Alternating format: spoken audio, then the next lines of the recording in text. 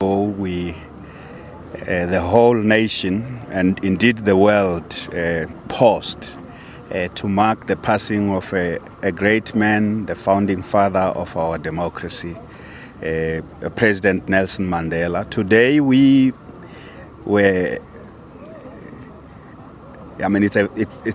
it's a very emotional moment for people I saw who participated in this walk, the Mandela Remembrance Walk. It is something that is critical. We're going to do this every year around the 14th of December, and that is the day that the remains of our icon left Gauteng Province for the Eastern Cape, for Qunu, where his remains are buried. You would remember that that day, on the 14th of December in the morning, there was a very emotional send-off for him at the Waterkloof Air Force Base. The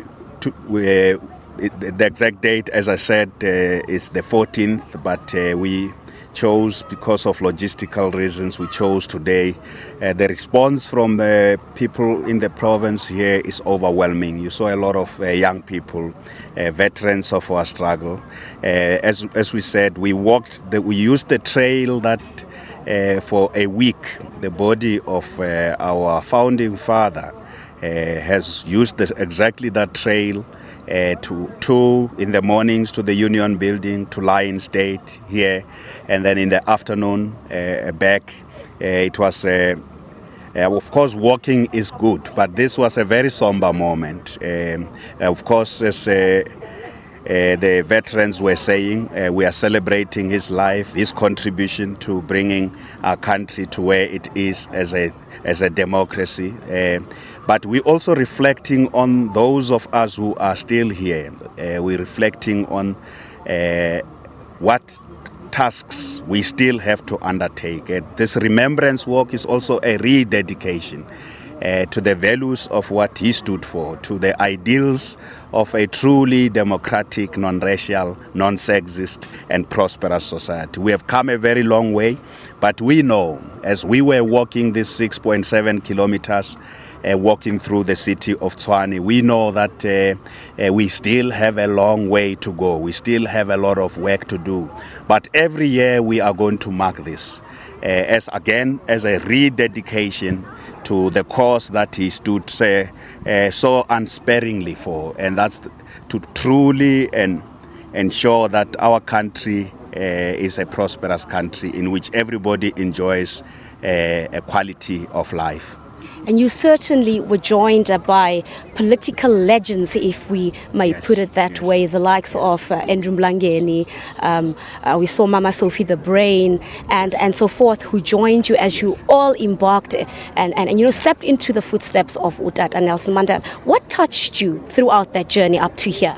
Well, I still see in the veterans Babu Andrew Mlangeni, who's here, Uncle Ahmed Katrada, Mayor Ruth Mompati, and Sophie the Brain. I see in them that dedication that has carried them and carried the struggle for freedom in our country for many, many years. I see it. I saw they walked. I mean, these are old people, but they walked all the way. Sometimes we say to them, but don't you want to take a rest? What we see in them is really an inspiring life. And we, the younger people, we younger leaders in our country, drink from that well, that rich well of dedication and selflessness. And that's what I saw today in the entire walk, as people who are completely dedicated to a cause, even to the walk itself. We kept saying to them, can you get into a car? And I mean, it's only though at a point where they couldn't cope, but for us young people, we're truly inspired by being in their midst, and I'm confident that their sacrifices will influence us going forward. We will continue to be influenced by their lives, by their legacies, because Tata Mandela used to say to us, he was not alone. And every time people talk of him, he would say that there are many men and women who made him what he was. And we can see that if he was walking this whole road alone, he wouldn't be who he was. And these veterans of our struggle who walked this 6.7 kilometers today are a great inspiration to our country. And that just shows us that as South Africans, we should always be alive with possibilities. If we look at people that age who still soldier on, who are still dedicated. And of course, we heard this morning, some of them encouraging the youth to always ask themselves, what can we do for our country? Especially we, the younger generations, have we shouldn't get into the habit of complaining, into the habit of asking for government to do everything. Yes, government must assist. Government must always give a helping hand. But my message to young people, including people in my generation, is that we owe a lot to this generation of freedom fighters. We should give more rather than take. We should sacrifice our lives to improve to the quality of our democracy more, especially when we look at what this special generation of freedom fighters has done. They are a true inspiration to, as I say, to us younger people in our country. All right. In closing, as the capital city, as Gauteng, as South Africa as a whole, what do we take with us from the union buildings and, ignite it in the rest of South Africa, the world at large? Well, I think what is important, actually, what we would like, amongst many things that we should on a day like this remember, is that our country has come a very, very long way.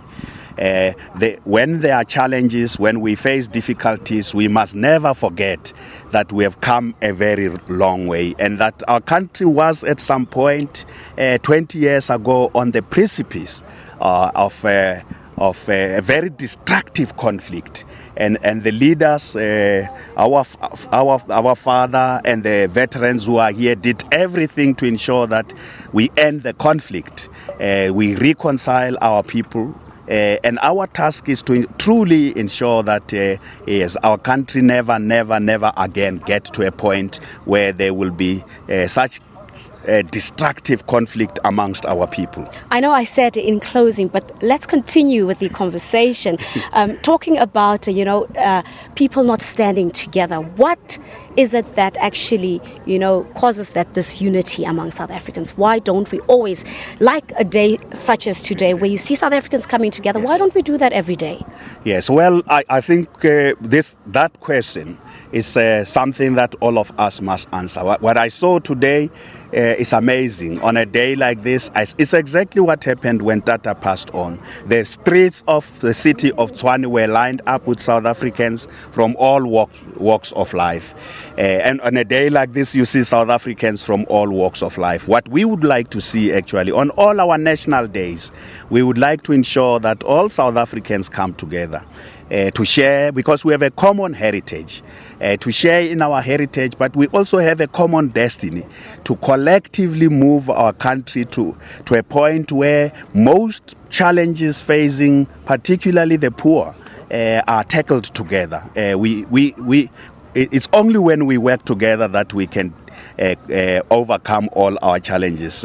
What is the solution? We must just keep putting the effort in mobilizing our people to work together. We have a common destiny. We have no choice but to work together to move our country forward. All right. Thank you, Sen. Of course, that is the Premier of Gauteng, Mr. David Makhura. Once again, just emphasizing the importance of unity, that South Africa needs to stand together, that we can only achieve prosperity when we stand together as one big giant.